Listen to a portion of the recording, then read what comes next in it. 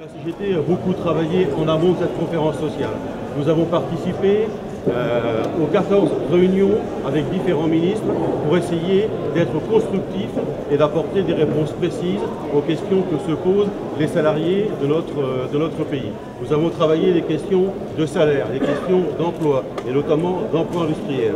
Nous avons travaillé toutes les questions ayant trait au financement de la protection sociale et formulé 94 propositions, dont 5 exigences à mettre en œuvre dès maintenant.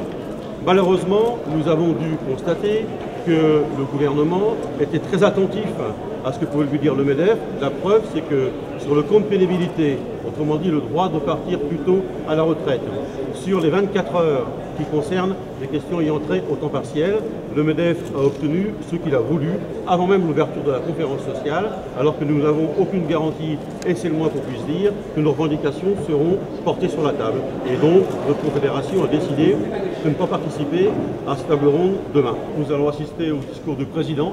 Cela s'inscrit dans le pacte républicain.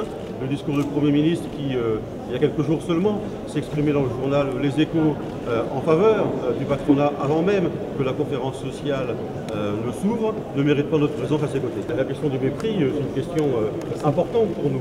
Ce que nous considérons, c'est que nous ne sommes pas entendus, pas écoutés, et au-delà de ça, que les revendications des salariés ne sont pas prises en compte par ce gouvernement. C'est ce qui fait que nous ne voulons pas cautionner ces rencontres qui auront lieu demain et qui ne déboucheront pas sur des avancées concrètes pour les salariés.